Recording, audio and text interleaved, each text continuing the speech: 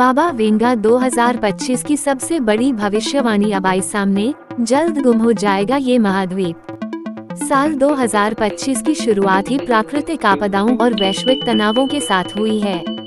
Myanmar और Bangkok जैसे देशों में जबरदस्त भूकंप आए तो लोगों को बाबा वेंगा की सालों पुरानी भविष्यवाणी याद आ गई।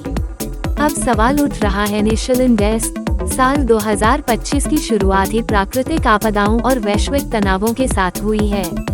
म्यांमार और बैंकॉक जैसे देशों में जबरदस्त भूकंप आए तो लोगों को बाबा वेंगा की सालों पुरानी भविष्यवाणी याद आ गई। अब सवाल उठ रहा है, क्या वाकई 2025 से दुनिया के अंत की शुरुआत हो रही है? क्या यूरोप जैसा समृद्ध और पुराना महाद्वीप तबाह होने जा रहा है?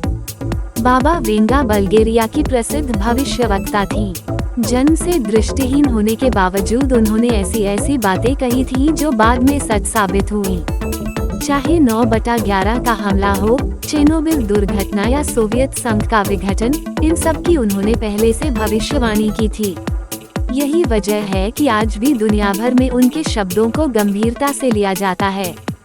2025 की सबसे डरावनी भविष्यवाणी, यूरोप का पतन। बाबा वेंगा की भविष्यवाणियों में साल 2025 को लेकर एक खास चेतावनी है। उन्होंने कहा था कि इस साल एक ऐसा संघर्ष यूरोप में शुरू होगा जिससे महाद्वीप की जनसंख्या में भारी गिरावट आएगी। उन्होंने संकेत दिया था कि ये संघर्ष सिर्फ सैन्य नहीं बल्कि सांस्कृतिक और आर्थिक भी हो सकता है। क्या बाबा वेंगा ने भूकंप की भी भविष्यवाणी की थी? हाल ही में म्यांमार और बैंकॉक में 7.7 तीव्रता का भूकंप आया। भूकंप इतना जबरदस्त था कि धरती बुरी तरह हिल उठी। लोग डर के मारे घरों से बाहर निकल आए।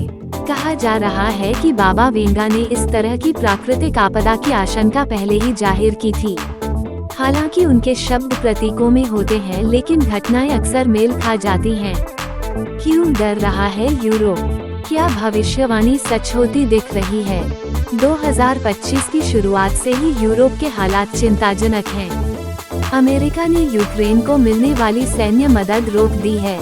यूक्रेन और रूस का युद्ध अब लंबे समय से चला आ रहा है और इसका समाधान नजर नहीं आ रहा। यूरोप में आंतरिक मतभेद भी गहराते जा रहे हैं।